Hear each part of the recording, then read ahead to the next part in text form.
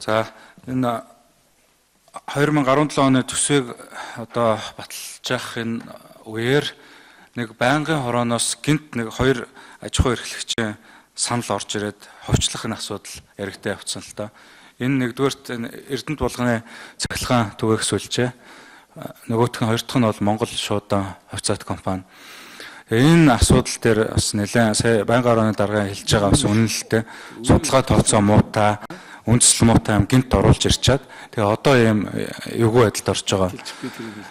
Эрдэнэт булганы цахилгаан түгээх сүлжээ бол хэд хэдэн аймгийн хамарсан бас нэлээд томоохон аж ахуй эрхлэгч уулын баяранд үйлдвэрлэхэд цагт 118 мегаватт цахилгаан авж байгаа хэрглэж байгаа.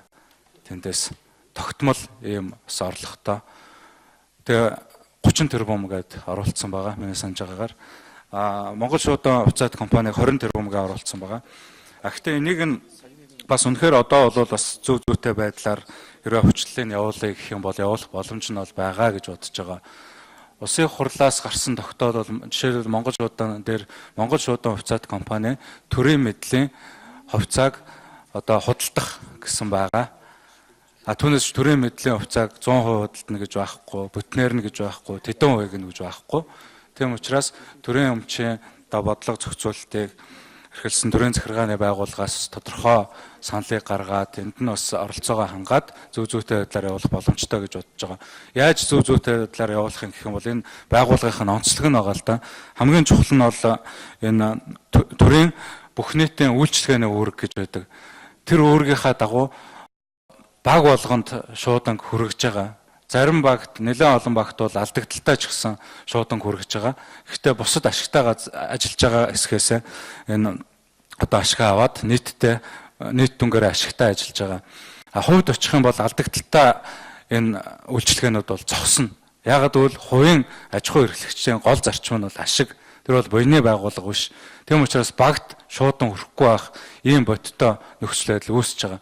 Хоёрдугаарх нь боловсчлооны гишүүний хэлснээр энэ аюулгүй байдалтай холбогдуулсан төрийн байгууллагын хуу хөний нууцын зэрэгэлтэй материалууд дамжиж идэг. Дээрээс нь шуудангаар дамжиж аюулгүй байдалд одоо занл хийсэн ийм үйл ажиллагаанууд явдаг болсон байгаа. Энийг бас маш сайн тооцох хэрэгтэй гэж бодож байгаа.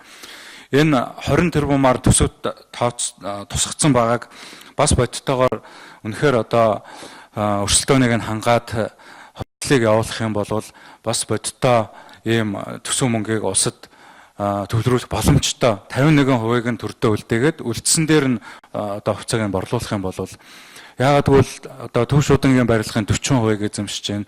330 сум 21 аймагт яг энэ төв шуудан яаж улсын төв зэг дээр байгаа шиг хамгийн төв зэг дээрээ тийм барилга байгууламж объект 5-7 тэрбумаар үнэлэгдэх шуудангийн марк байна.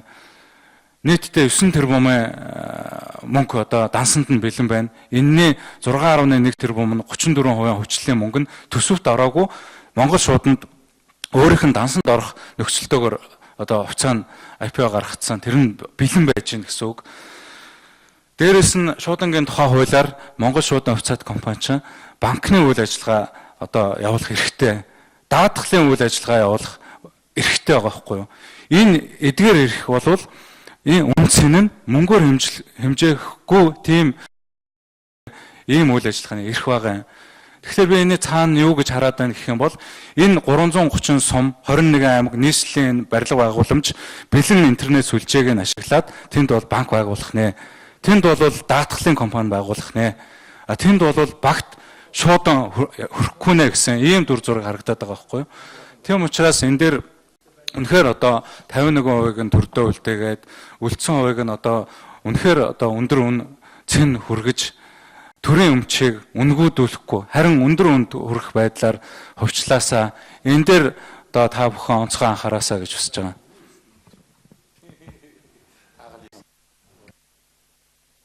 За чин зэрэг гişүн үгээл. За товчхон яриа гişүүд